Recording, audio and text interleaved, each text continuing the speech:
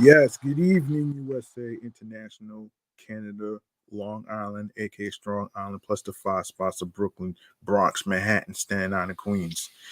This is your man and homie, G Money Stacks, aka the Gregonator, YouTuber, creator, host with the most misunderstood lonely nomad, unstoppable independent podcaster, man who holds the back doors of the Q5 and N24 buses, and Queens, New York native who's also a New York Mets fan from Laurelton, Queens, New York.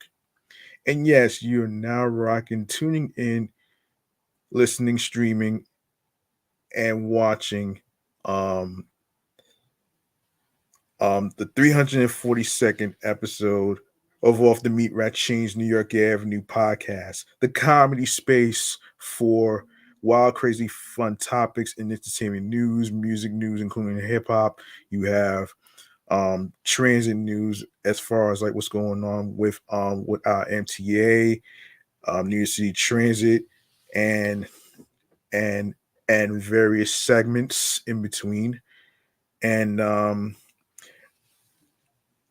before I even get into this, I want to actually say something. Actually, um, the reason why I am redoing episode 342 because the previous time I was doing it, I was having an issue with my internet.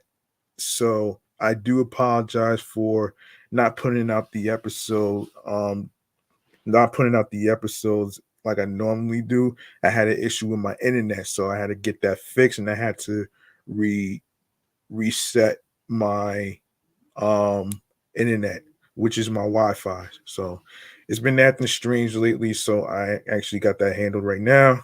So I just want to get that out the way if anybody's wondering. Yes, we are live and direct from StreamYard and YouTube. Make sure you go ahead and grab that subscribe button for me on the YouTube channel page, G Money Stacks 555 for more live video podcast episodes. All right. When you go to this section, you're gonna see the word live. You cannot miss it. You're gonna see the word live there, and all the podcast live episodes are going to be uploaded and posted to the YouTube channel page. And also enable alerts so you'll be able to find out when new episodes going to be recording and dropped on the YouTube channel page. And also be sure to leave a like and a comment along with the episodes and topics. Tell me what you think about the episodes and the topics. How do you feel about the topics in each episode, whatsoever? And and like I previously said, I'm not going to be covering too much politics. Um, but in one of the episodes, I'm probably going to be talking about in the future in regards to Project 2025. So I'm not going to really get into it right here. But I'm going to save that topic for a future episode. So stay tuned for that one right there. Um also um also be sure to listen, stream, and watch new episodes each week on every streaming platforms, including Amazon Music, Spotify, Audible, iHeartRadio, and of course YouTube, wherever you listen and get your podcasts. All right, I'll handle the rest. Um, I'll handle the rest with the streaming platforms at the end of each episode. All right. So stay tuned for that one right there. Um, so we're gonna get into it right here, right now. Um, I hope y'all had a nice weekend, and I hope y'all enjoying the Mets baseball games and stuff. Even though they lost some games, but they did, however, um they won back to back games with the Baltimore Orioles. back-to-back walk-off home runs. All right. That's what really won the games and stuff. So it kind of got me in a good mood into actually getting into getting into recording and stuff. So, you know what I'm saying? So, all right. So, without further ado, um what do you say we get into the main segment of this podcast right here? Um Starting with a little thing that I like to call mental health check-in. All right. Before we get into the New York um transit files, let's do this.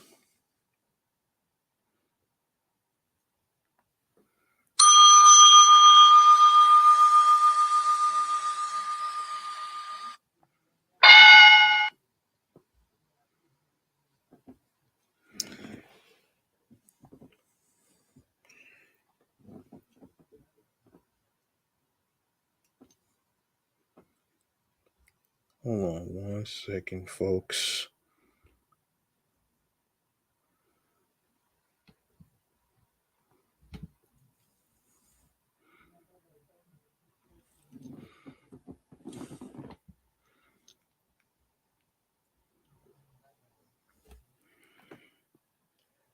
All right. So, in this segment, we're going to be talking about the generalized anxiety disorder and what it is about and what are the side effects and all that great stuff right there. So here it is right here. And this is from the National Institute of Mental Health. Um so here we go. Do you often find yourself worrying about everyday issues for no obvious reason? Are you always waiting for a disaster to strike or excessively worried about things such as health, money, family, work, or school? If so, you may have a type of anxiety disorder called generalized anxiety disorder. Um, Generalized anxiety disorder can make daily life feel like a constant state of worry, fear, and dread. The good news is generalized anxiety disorder is treatable. Um, you can learn more about the symptoms of generalized anxiety disorder and how to find help. Now, you may be wondering, what is generalized anxiety disorder, you ask? Occasionally, excuse me, occasional anxiety is a normal part of life. Many people may worry about things such as health, money, or family problems, but people with generalized anxiety disorder feel extremely worried or nervous more frequently about these and other things, even when there is little or no reason to worry about them. Generalized anxiety disorder usually involves a persistent feeling of anxiety or dread that excuse me, interferes with how you live your life. It is not the same as occasionally worrying about things or experiencing anxiety due to stressful life events. People living with generalized anxiety disorder experience frequent anxiety for months, if not years.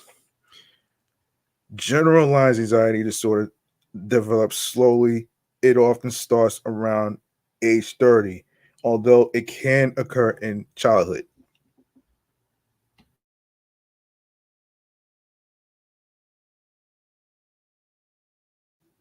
The disorder is more common in women than in men. What are the signs and symptoms of generalized anxiety disorder?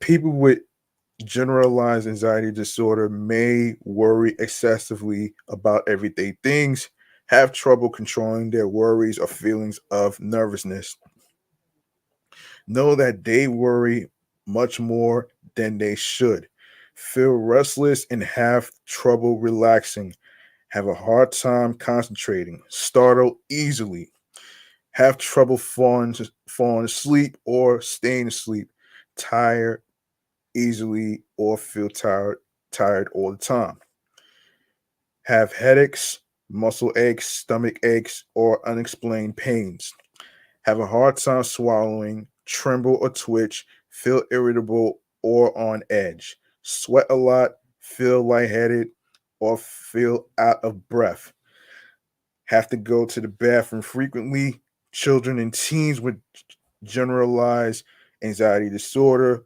often worry excessively about their performance in activities such as school or sports, catastrophe, catastrophes such as earthquakes or war, the health of others, such as family members, adults with generalized anxiety disorder, um, are, are often highly nervous about everyday circumstances such as job security or performance, health, finances, the health and well being of their children or other family members, being late, completing household chores, and other responsibilities. Hold on a minute, folks. I see something right here. It's not supposed to be here.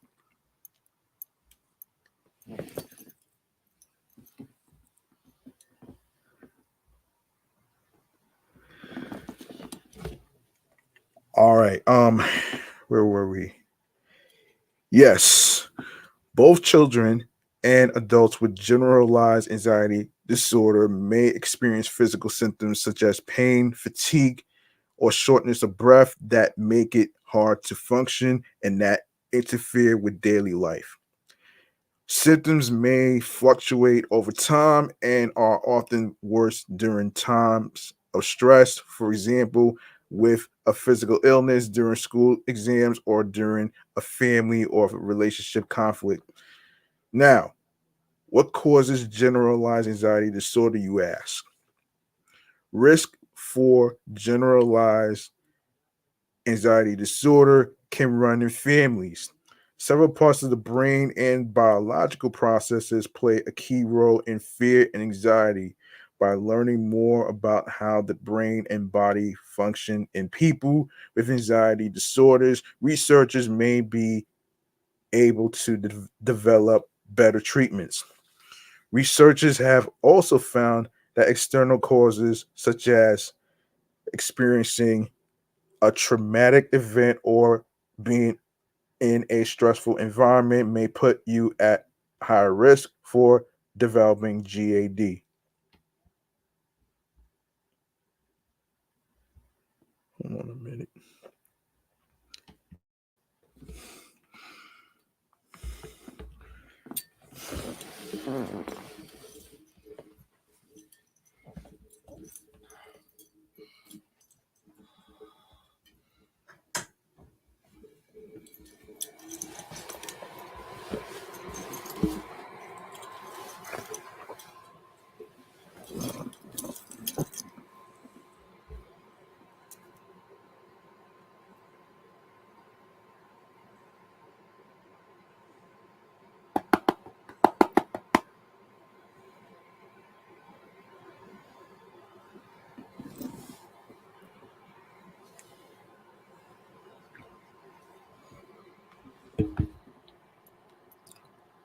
One moment.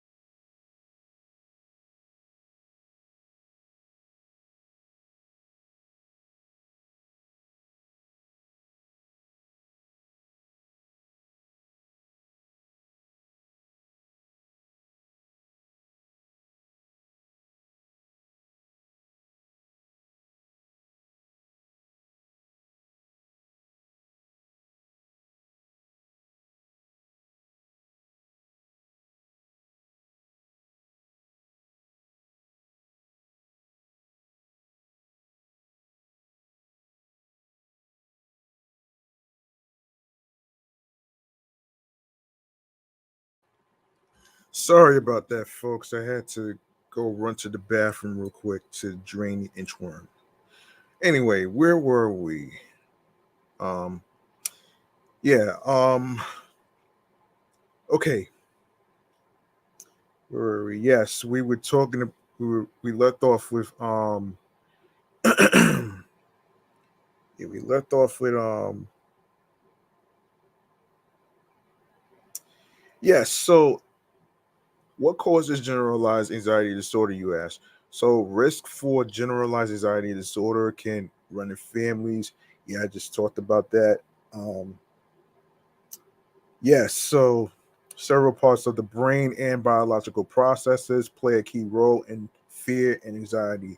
By learning more about how the brain and body function in people with disorders, researchers may be able to develop better treatments. Researchers have also found that external causes, such as experiencing a traumatic event or being in a stressful environment, may put you at higher risk for developing excuse me, generalized anxiety disorder.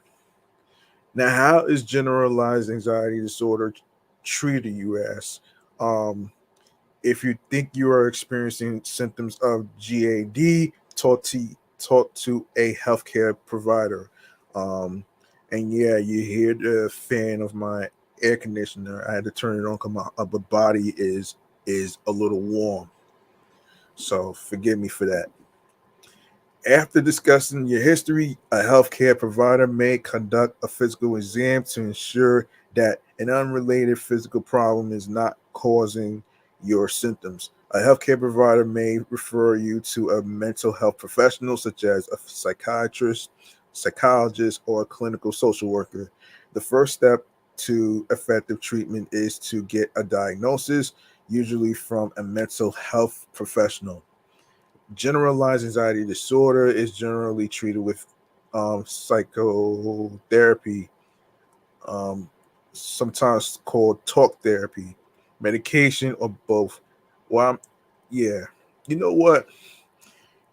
Yeah, medication or both. Speak with a healthcare provider about the best treatment for you. Now, I'm gonna save psychotherapy and other stuff. I'm gonna save the yeah, I'm gonna save that actually. So I'm gonna save that for another time. All right. I'm gonna skip over to healthy habits for a sec. Practicing a healthy lifestyle also can help combat anxiety. Although this alone cannot replace treatment, researchers have found that implementing certain healthy choices in daily life, such as reducing caffeine intake and getting enough sleep, can reduce anxiety symptoms when paired with standard care such as psychotherapy and medication. Stress management techniques such as exercise, mindfulness, and meditation can reduce anxiety symptoms and enhance the effects of psychotherapy. You can learn more about how these techniques benefit your treatment by talking with a healthcare provider. To learn more ways to take care of your mental health, visit the National Institute of Mental Health's website, caring for your mental health webpage. All right. So, um, yeah, very important to talk to your healthcare provider and all that other stuff. And also, there's many ways for you to actually is to actually show support in others with generalized anxiety disorder. Starting with educating yourself. A good way to help yourself or a loved one who may be struggling with generalized anxiety disorder is to seek information, research the warning signs, learn about treatment options, and keep up to date with current research. Communicate. If you are experiencing generalized anxiety disorder symptoms, have an honest conversation about how you are feeling with someone you trust.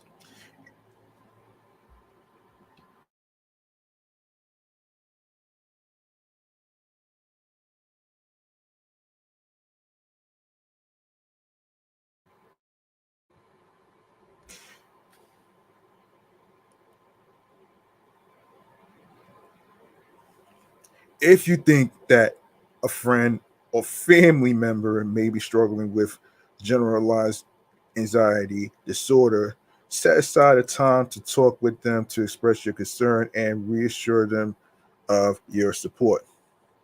Know when to seek help. If your anxiety or the anxiety of a loved one starts to cause problems in everyday life, such as at school, at work, or with friends and family, it's time to seek professional help. Talk to a healthcare provider about your mental health. Very important, folks. Um. Okay, so wait a second. Are there clinical trials studying generalized anxiety disorder? The National Institute of Mental Health supports a wide range of research, including clinical trials that look at new ways to prevent, detect, or treat diseases or no, excuse me, and conditions including generalized anxiety disorder.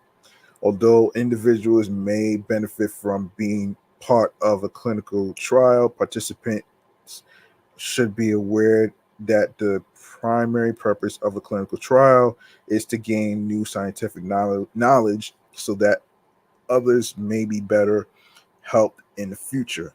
Researchers at the National Institute of Mental Health and around the country conduct clinical trials with patients and healthy volunteers. Talk to a healthcare provider about clinical trials, their benefits and risks, and whether one is right for you. For more information, you can visit the National Institute of Mental Health Clinical Trials webpage. Finding help, very important. Um,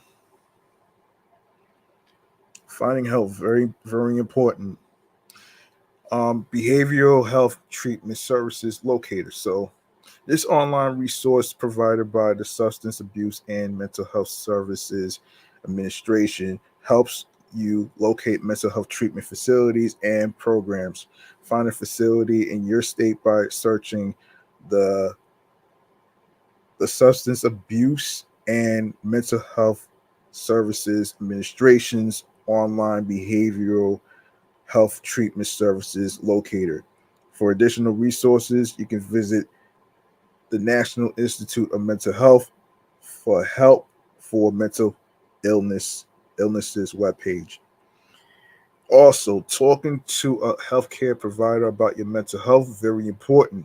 Communicating well with a mental health provider can improve your care and help you both make good choices about your health. Find tips to help prepare for and get the most out of your visit at taking control of your mental health.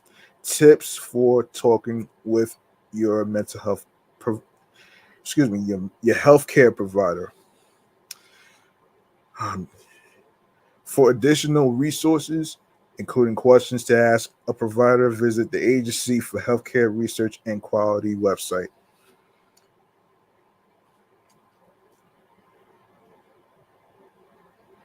If you or someone you know is in an immediate distress or is thinking about hurting themselves, call the National Suicide Prevention Lifeline, excuse me, toll free at 1-800-273-TALK. That's 1-800-273 talk, which is 8255. All right.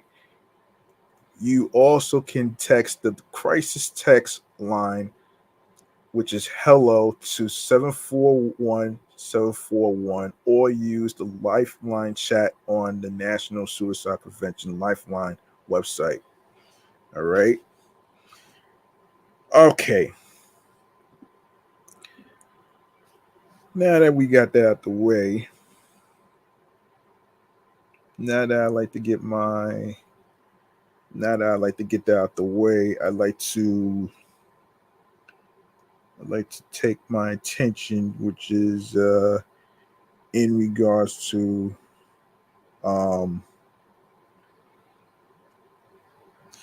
ah the whole congestion pricing shit, man. I thought now, yeah, we'll talk about it right here, man. In the latest segment, in the latest segment of the New York Mass Transit Files, let's do this.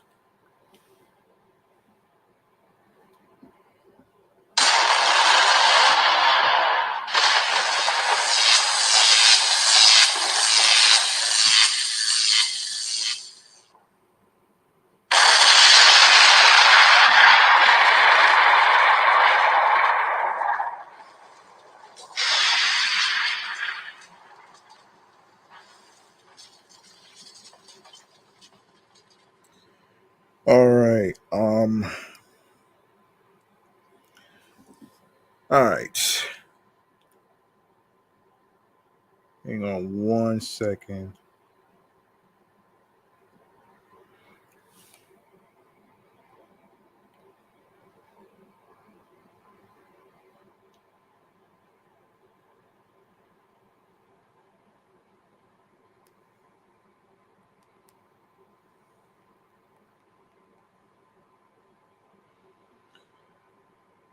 Okay. So, all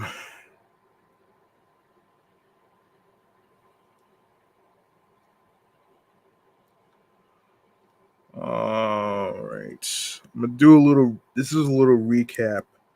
Um, a little recap actually. So, hundreds of New Yorkers took advantage last week of one of the final opportunities to weigh in on congestion pricing before it goes into effect, piling into the MTA's Lower Manhattan headquarters to sound off to agency brass for a series of public meetings.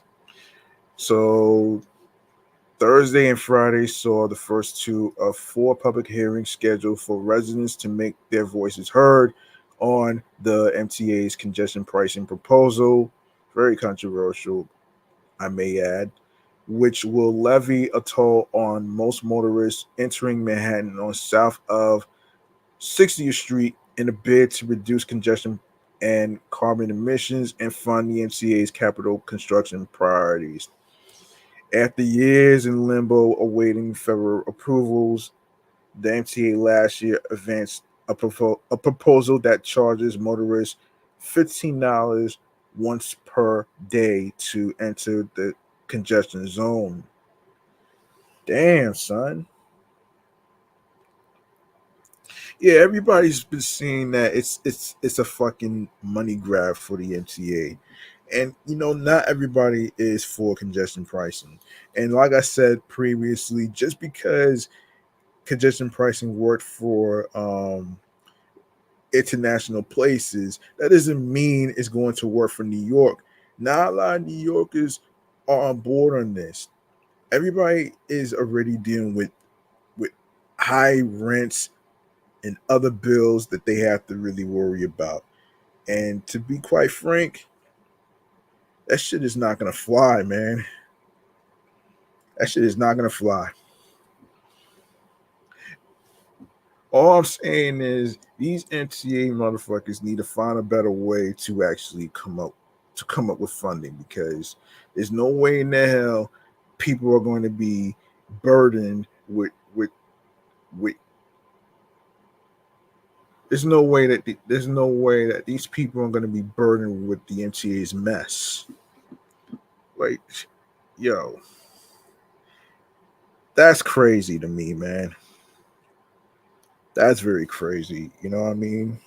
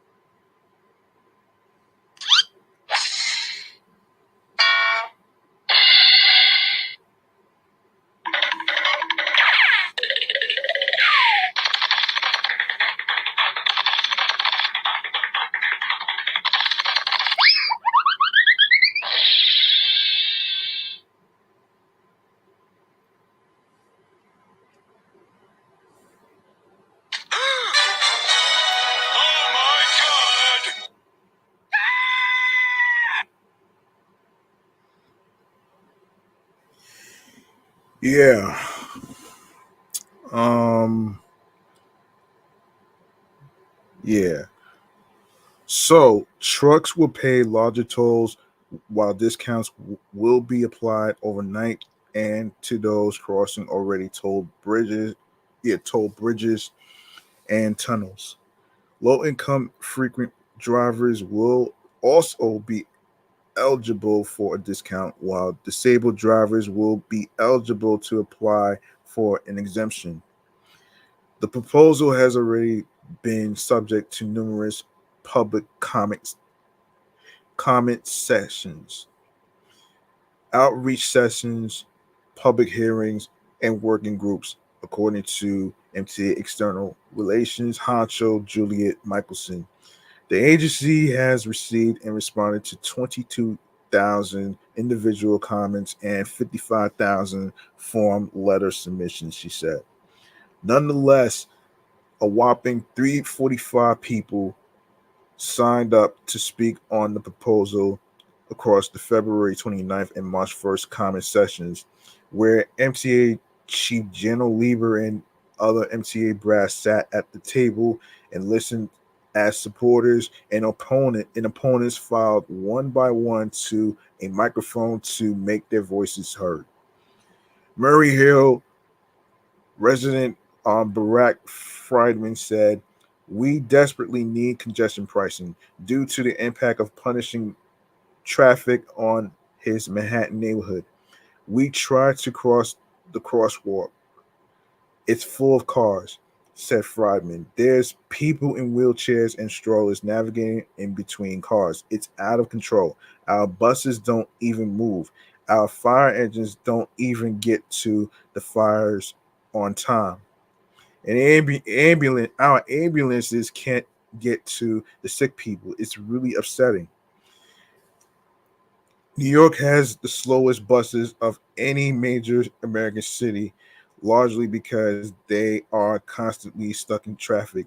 Meanwhile, the fire department's response time to emergencies has grown larger in recent years because of excessive traffic, according to FDNY Commissioner Laura Kavanaugh. Long response times have can have deadly consequences, said Mary Beth Kelly, co-founder of Families for Safe Streets, a group that supports the families of those killed in car crashes. She was biking with her husband when he was fatally struck by a tow truck, which she said had failed to yield at an intersection. She said an ambulance was severely delayed in reaching him because it was stuck in traffic. I would not like to think that he died because of the incredible delay in the arrival of the ambulance. I but I heard those sirens screaming for what felt like hours that night, said Kelly. And that was because of the traffic. None of you want to be in a situation where you might have been saved, but you died because there was too much traffic.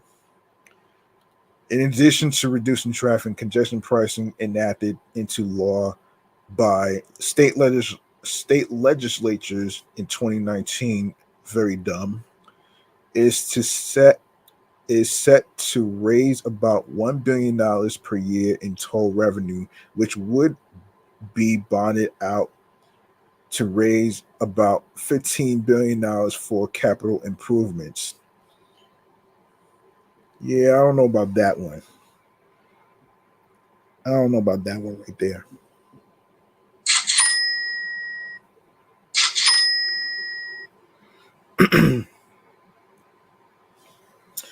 um, those include modernizing subway signals, making the subway accessible for people with disabilities, transitioning the bus fleet to clean electric power, and keeping the aging system in a state of good repair.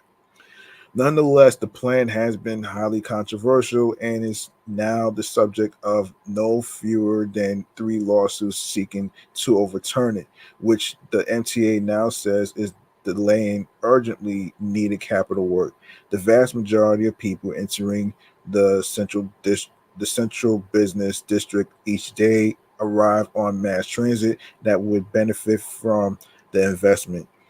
Point blank, most New Yorkers cannot afford to own or regularly drive a car, said Cora Girl, planning and advocacy manager of, at the Permanent Citizens Advisory Committee to the MTA.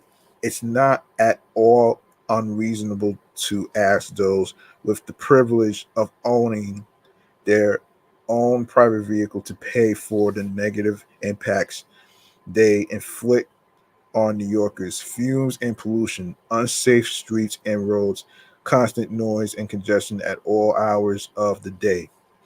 Yeah, that shit's not going to work, man.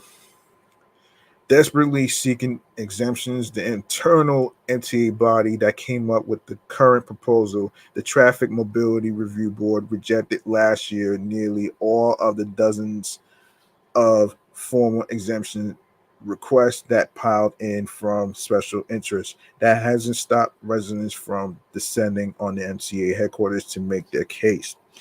Andrew Ansbro, president of the Uniformed Firefighters Association, said many firefighters were reassigned daily to different firehouses and carry supply bags filled with cars carcinogenic material in their personal vehicles on city time to get their new digs. If subject to the congestion charge, many would take those hazardous materials on the subway and bus.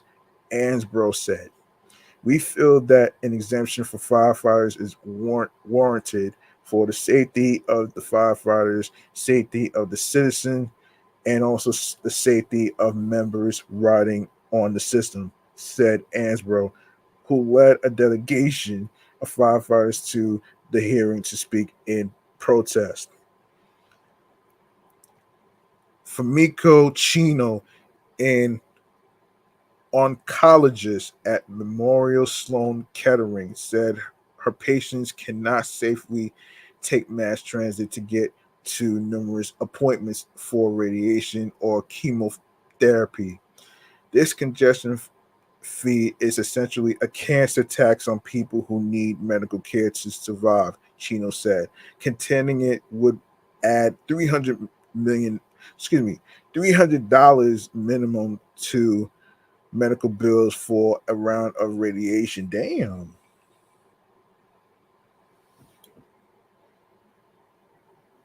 Say it isn't so, man. Say it isn't so. That's crazy, man.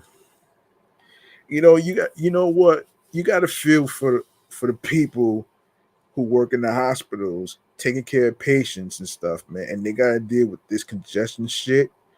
I don't know if anybody would go for this.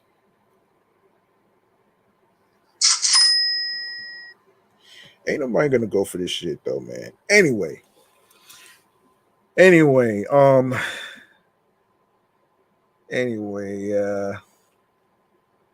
we need an explicit carve out for people with cancer and other serious chronic illness that requires medical care. Memorial Sloan Kettering is located on the Upper East Side, just outside of the congestion zone. Steve Narin, a Hell's Kitchen resident who services and maintains machines for clients, estimated he'd have to pay more than $2,000 per year on congestion fees to go to clients outside Manhattan with his gear before returning. He recommended that residents of the CBD, like himself, be eligible for a large exemption, like in London, where zone residents can get a 90% discount on tolls.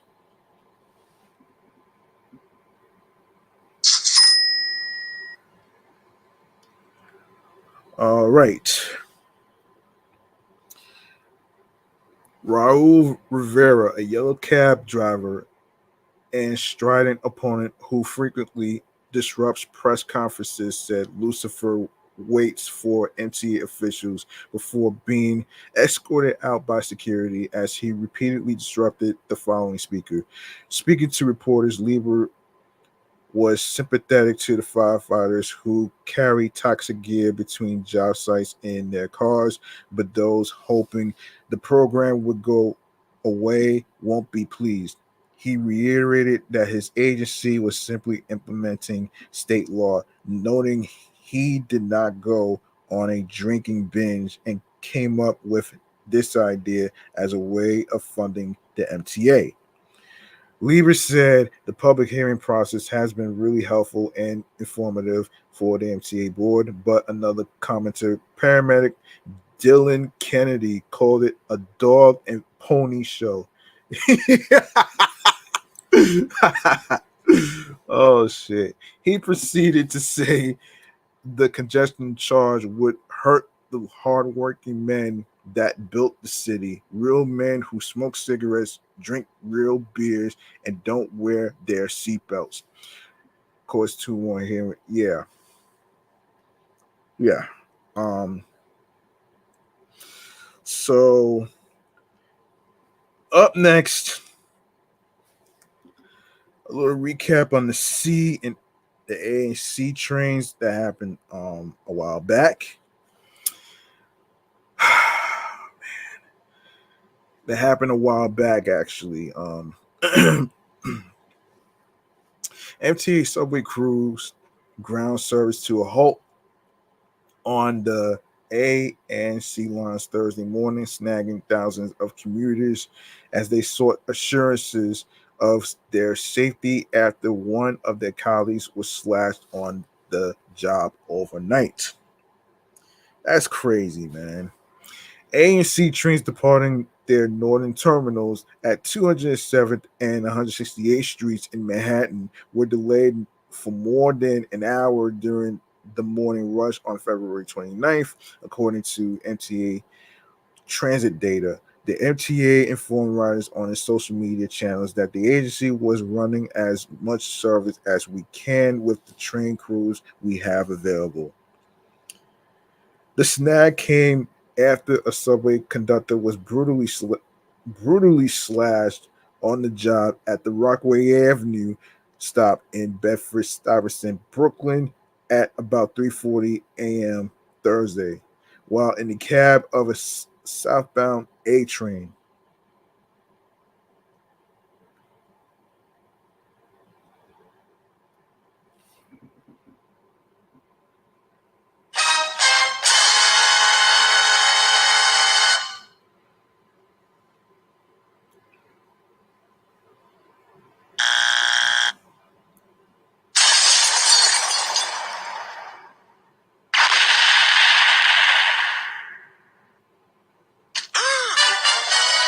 Oh my God!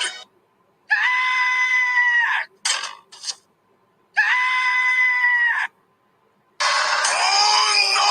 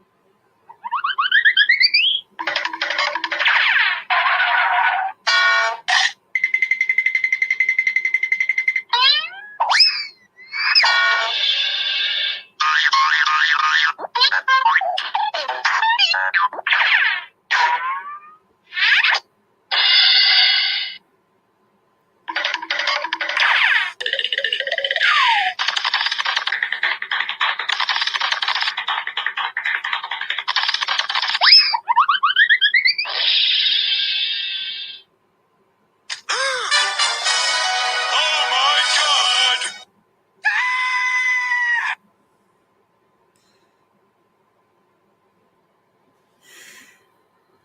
All right. All right. Yeah. So Transport Workers Union Local 100 says the conductor, 59-year-old Alton Scott, was making observations out the cab window at Rockaway Avenue when an unknown assailant slashed him in the neck before disappearing into the night. The perpetrator has not been caught. Jeez Louise. Scott, a 24-year veteran of MTA New York City Transit, was assisted by passengers on the train, including a doctor. He was taken to Brookdale Hospital in stable condition, where he received 34 stitches for the gaping wound in his neck, which just barely missed his carotid artery. He was released from the hospital Thursday morning. Hold on, let me close this thing.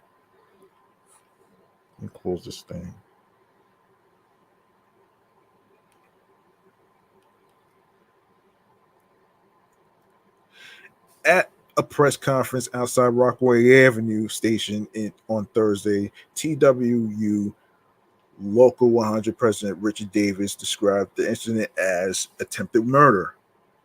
You think? Noting this was the 8th major assault on a subway crew member just this year. We cannot do our jobs under these conditions. It's not correct. It's not right. It's not okay, said Davis. When I saw the pictures this morning, my heart dropped. I felt tears in my eye automatically. Davis said the snag was not authorized by union leadership. Instead, he said workers on the A and C line were exercising a provision of their contract, allowing them to pause work until they are given assurances by management that they can do their job safely. Subway crews shaken by the assault on their colleague and the fact that the perpetrator is on the loose did not receive those assurances in a timely manner, Davis said, and thus did not take their trains out on schedule. We have a procedure that's in our contract where our members can ask for assurances on safety before proceeding, said Davis. And they asked for that. And to management has to be able to clear that for them to proceed. That's the way the system works. The members are concerned about this criminal who committed a heinous act on our member today being on the loose, and they get hurt as well. It's not a slowdown. We are allowed to initiate safety on behalf of our members, Davis continued. We are allowed to come to work safe and go home safe. We have policies and procedures as such. New York City Transit President Rich Davey, however, explicitly called the incident a work stoppage and called it unacceptable, noting that hundreds of thousands of riders, commuters were disrupted at a press conference later Thursday afternoon. He also accused union leadership of directing the action themselves rather than being an organic happening by disgruntled workers.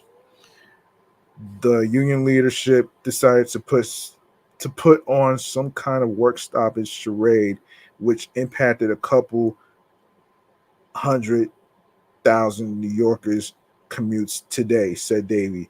Dave assured me this kind of conduct will no longer occur. An irate Davey, in fact, asserted that train crews were attempting to move trains but were blocked by union officials standing in the doors, preventing the trains from moving. Service was restored to normal as the A and C by mid-morning. Neither Local 100 nor the MTA immediately divulged what, if any, safety assurances were made to members to get them to start work, but a formal grievance process will follow. The MTA senior vice president of subways, Demetrius Critchlow, described the assault on Scott as disgusting and a cowardly act. He called Scott a dedicated employee, and when he met him in the hospital, his first words to him were, "I love my job, but I thought I was going to die." There's no circumstance where an employee who's just doing his job should have to deal with this, said Critchlow. We have to give our conductors, we have to give our employees, our station agents, we have to give them the confidence that we support them and that we're gonna keep them safe. The MTA is installing cameras on subway trains and platforms to catch crooks in, in the act. There were cameras active at Rockaway Avenue amid the assault, MTA brass said. Davies said later Thursday that the MTA will start installing cameras in conductors' cabs despite protests by the union. The authority is also piloting putting stations near the area where the conduct the conductor's cab stops at the platform in an attempt to keep people away from the cab, which Davis said Thursday was not enough. Following three murders in the system in January and February, the NYPD has started deploying 1,000 additional cops per day to subway patrols. Davis said the MTA should go further. He called on General Lieber, the MTA chair, to redeploy members of the 1,000 member MTA police, which mainly patrols Metro North and the Long Island Railroad, to the subway system, including directly in the conductor's cab. As for comment, Lieber said he has every confidence in the NYPD. In a statement, John Samuelson, the international president of TWU, said the attack on Scott was a horrific example of the epic decades-long failure by the MTA and Chairman General Lieber to protect transit workers.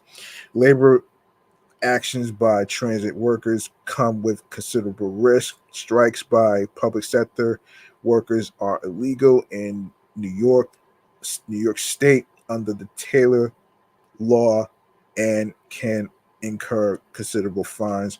TWU Local 100's last strike took place over 3 days in December 2005, completely halting subway and bus service across the Big Apple just days before Christmas. The following year, the then president of Local 100, Roger Toussaint, was sentenced to 10 days in jail, and the union was fined $2.5 million. Wow.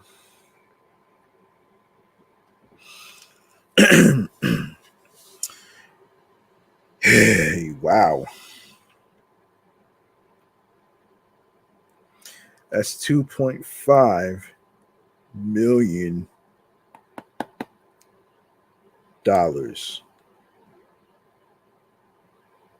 Jeez. $2.5 million.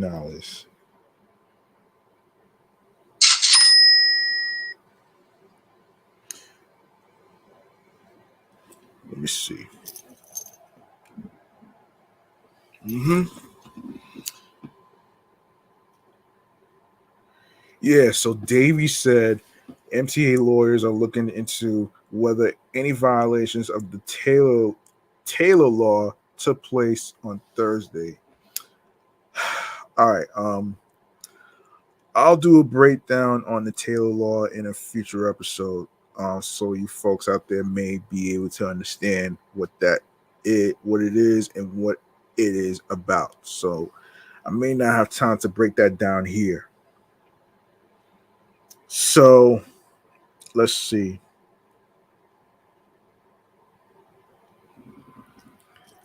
All right, let's get into the